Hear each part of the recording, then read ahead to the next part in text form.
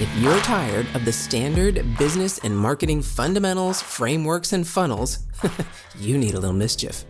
Get ready to turn up the volume on the CEO Mischief Maker podcast, where you access conversations with seasoned business owners who have smashed through mindset barriers, innovated the standard boring business and marketing playbooks, and executed future-paced strategies with bleeding-edge tools and tactics to micro-fail their way into massive success and growth.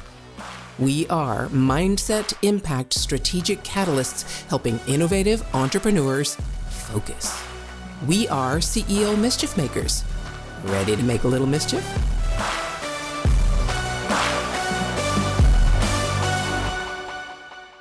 Hey. All right, CEO Mischief Makers, welcome to the conversation. We get to start this conversation about mindset, because it must be Monday, obviously, with someone I've met recently. I can't say that we've been friends for a long time, but we have a mutual acquaintance that you have already heard on this podcast, Mr. Justice Marimi. But here in front of me today, chatting, Chad Maghielse. Welcome to the conversation, sir. Thank you for having me. Yeah, I'm excited to be here, excited to be on your podcast. Here we go. All right. So just as a way of introduction, those who might not know a lot about you, fill us in on who you are and what you do. Yeah. So I created a pet supplies brand. It was called Pets Are Kids Too, and it was based around my two French bulldogs, Brock and Beast. And it's an e-commerce brand selling on Amazon and Chewy and things like that. Built that from scratch, scaled it to 7 figures plus and sold it in about 2.5 years. Had a lot of fun doing that. And now what I do is I coach and consult for other people, specifically with dog product companies. I've done group coaching in the past for all industries, but now I'm focused pretty exclusively on working with people in the pet supplies niche, just because that's where my zone of genius and my experience is. And I can really help move the needle and help people scale to, $1 million plus businesses. Selling fun dog stuff. So that's what I do. Okay. So I've got to have everyone hearing our voice really hone in on that. We're not talking about just e-commerce niche. We're not talking about just pet supplies niche. We're talking about dog specific pet supplies, e-commerce business. Now, if you're going to sit here and tell me that, oh no, MK, I can't niche down, it would decrease the number of people that I can serve. And okay, we're going to unpack why that's kind of baloney. I have a feeling.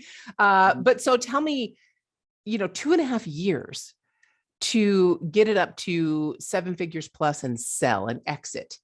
What kind of, well, let's start with the mindset shifts you had to make to even start that process and take being a dog owner and loving your dogs and products that you buy for your dogs and actually starting a business about that. So there's a lot of things that go into the mindset of being able to be successful with something like this, but far and above, the biggest and most important that I think anyone has to internalize is you have to see other people's success as proof you can do it. I'm not special. The people I learned from, I don't think are inherently special. And that was the big mindset shift. I used to be a realtor and didn't really love it. I'd go for walks in the woods in my backyard and listen to podcasts. The podcast that really got me into this doesn't exist anymore, but it was called the Private Label Podcast. The guy's name was Kevin Reiser. Kevin's a great guy still in the e-commerce world, but doesn't have a podcast anymore. But his podcast was largely just a diverse group of success stories of people who have become millionaires building their own businesses from scratch. It wasn't specifically related to dog products, but it was just e-commerce in general. So my mindset shift was just hearing successful person after successful person after successful person who were not special people. Just being like, well, if they can do it, why can't I? I can. And I know I'm going to work harder than the next guy and all of this stuff. And just having that shift of, instead of seeing other people's success and being envious of it, see it as like, okay, what are they doing that I can take clues from and apply to my own life? And that was the biggest thing. It's just a belief that you can do it as proven by other people. So if anybody's watching this, listening to this, I mean, I'm not a super special guy. I just was able to make it happen by following the right plan and just refusal to give up. And I think that can apply to just about anybody. Absolutely. And that's, I agree with you and I understand it logically what you say. But what did you do? And I don't know if you had this happen, but what did you do when, let's say, something didn't go the way you thought it should, or you kind of did it the way someone said to do it, or you heard someone say to do it and it didn't work? Most of us, and I'm putting myself in there saying, I would look at that and before I would say, oh, what an idiot, God, here, I'm just not going to get this. It must be something about me. It's just something I just can't handle. I'm not smart enough. I'm not whatever enough. Right. So I'd internalize that identity of it's my fault. So what did you do to overcome that? So there's a couple things in there to unpack. The first one is that what I would do when I came into challenges like that is I would just imagine the other person giving up and being like, I know that my competitors are getting these same problems and they're quitting. I'm not going to do that. So that's like the biggest one. But also it's, you mentioned like, okay, I'm having some doubts because, thinking that it's not working because it's my fault. Well, it probably is your fault, but that's good news because you can change it then.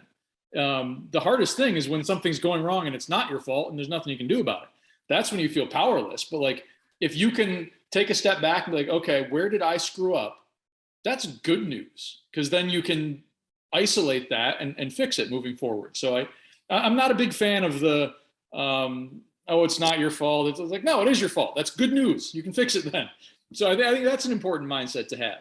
And I did that, my first week in business, or my first week taking a sale, my whole Amazon account got taken down because my company was called Pets or Kids Too eventually, but my first name was stupid. It was Happy Pet Parents, which is a terrible, terrible name. So this is a good thing that this happened to me, but I didn't do enough research. And there was another company just called Pet Parents. They filed a complaint, had me taken down the first week. I didn't even know they existed because I didn't do enough research. So then I have two choices then. I can go, oh, woe is me. I tried and my whole thing shut down in week one. I'm a failure. Or it's like, oh, I screwed up. Here's how I can fix it. And here's how I can pivot. And Pets or Kids Too ended up being such a better name for the brand anyway. And so many people related to that see their pets as part of their family. So it ended up being turning a negative into a positive, but also realizing where I screwed up. And more importantly, why that's good news because I can fix it. So that'd be my answer to that.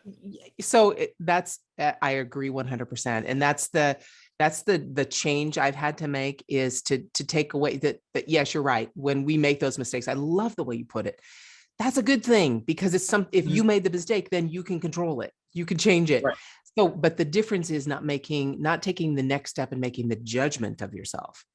It doesn't matter whether you're good or bad or right or wrong or what, it doesn't, that part doesn't matter. Just act, just make a change. Spending time in that. There's such a distinction in your internal dialogue between I screwed up versus I'm a screw up. They're not the same thing. One is very helpful. I screwed up is a helpful thing because you can realize where you screwed up. But if you do like I'm a screw up, then you don't think you can fix it.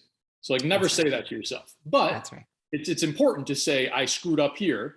I made a mistake. Not I failed at something. I will do better next time is different than I am a failure. That's right. You gotta separate those and think of things that way.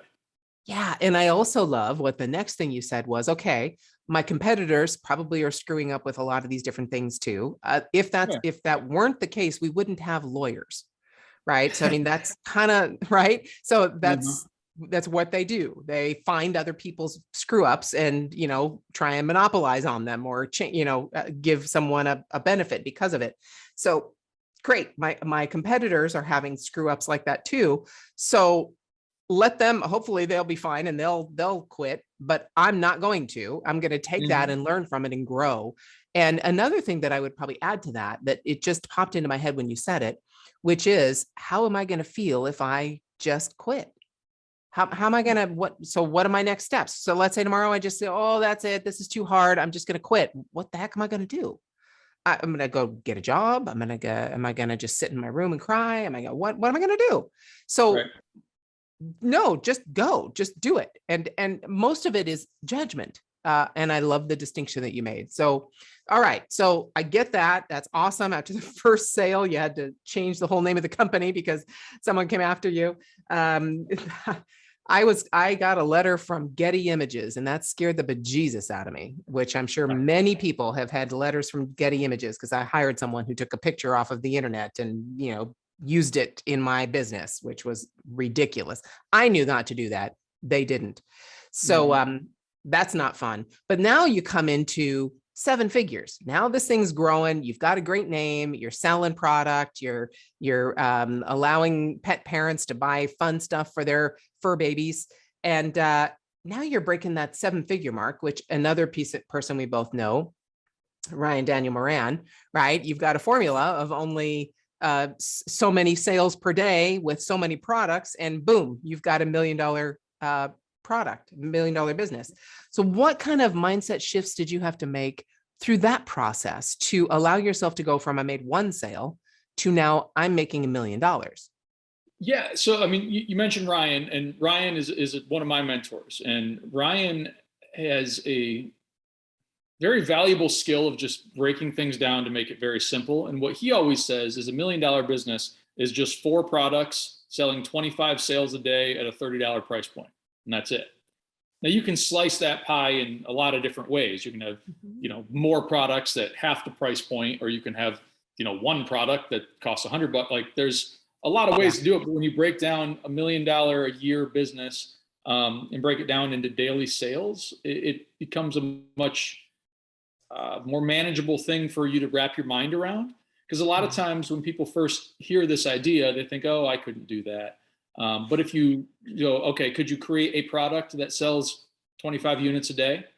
Well, maybe I might be able to do that. All right. If you do it once, can you do it twice? Yeah. All right. If you do it twice, can you do it 4 times? Maybe. And then you got $1 million business.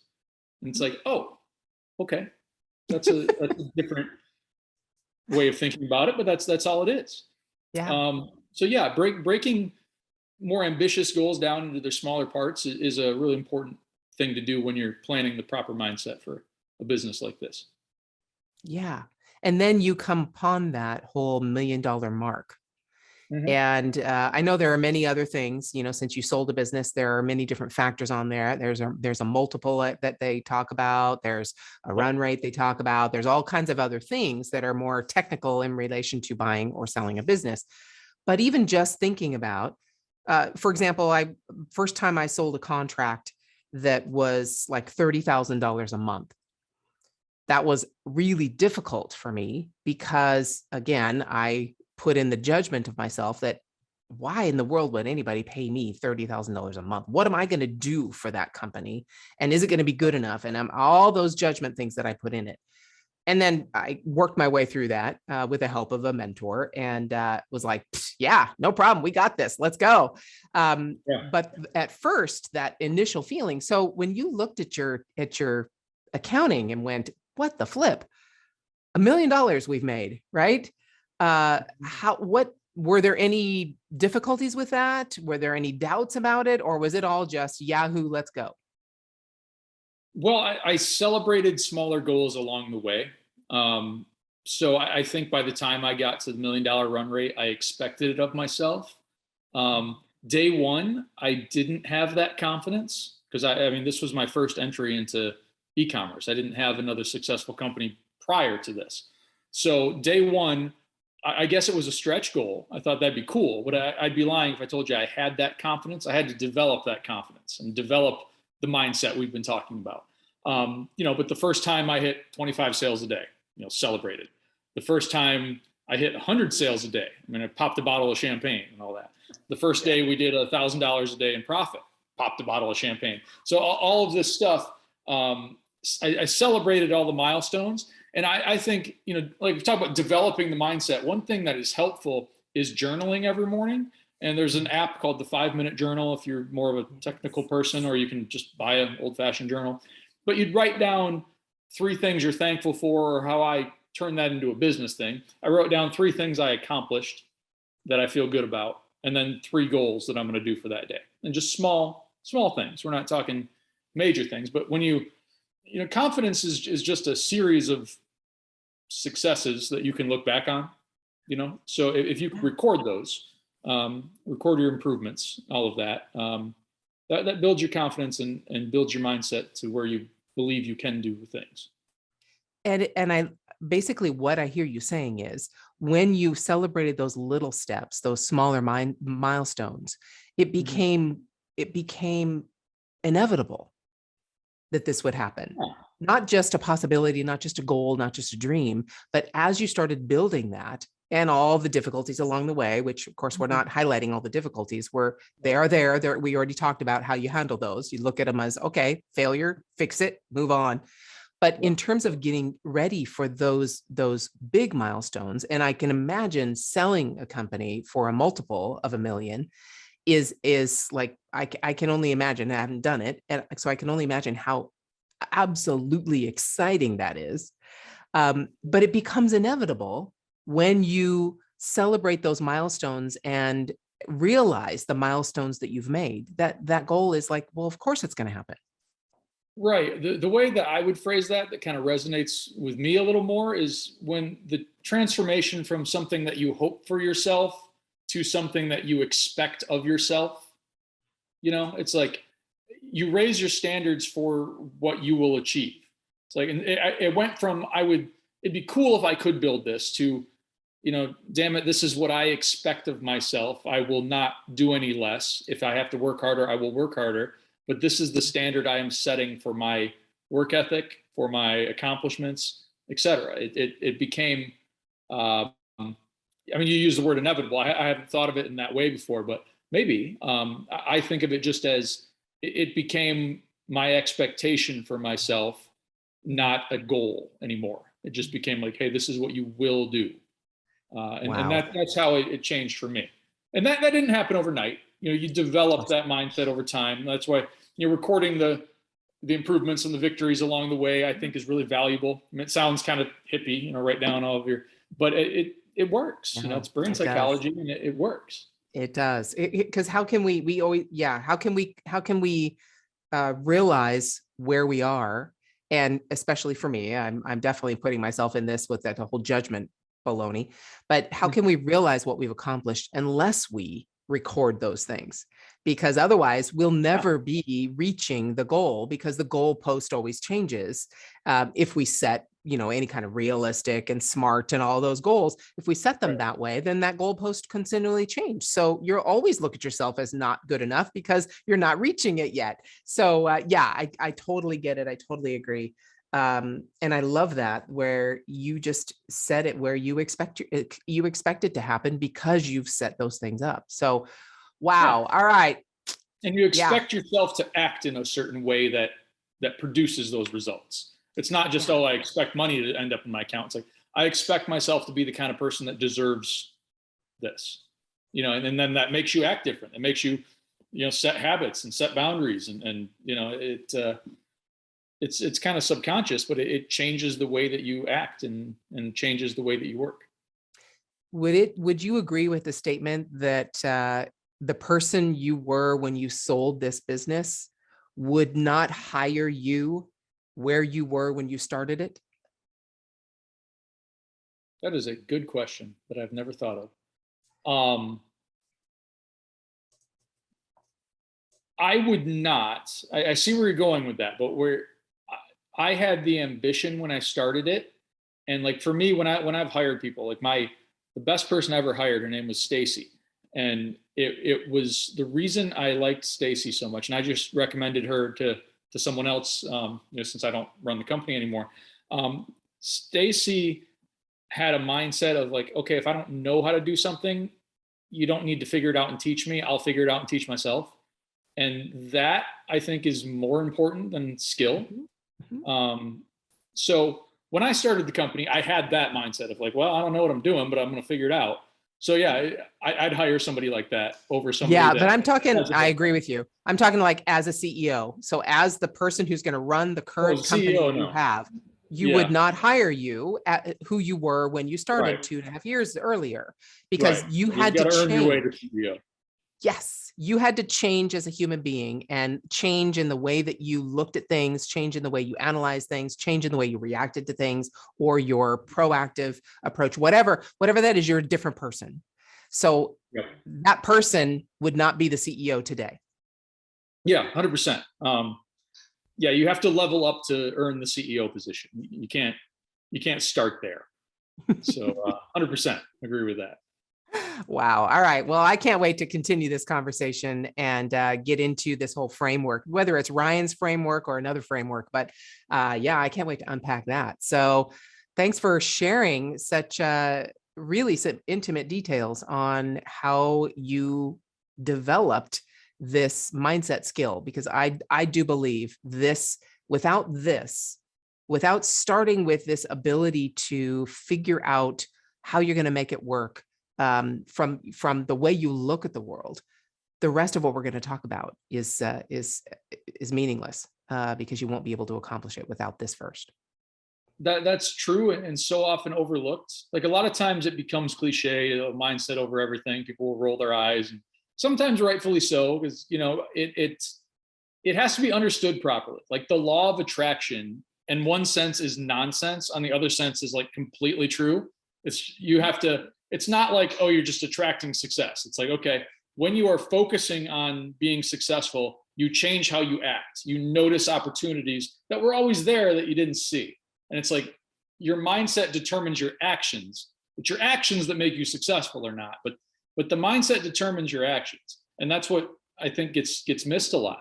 People are looking for, okay, just what tactic can I use? Which is important. But without the foundational piece of the mindset, you're not going to implement the tactics. You're not going to take the steps you actually need, and you're going to give up too easily. So yeah, mindset has to come first when properly understood.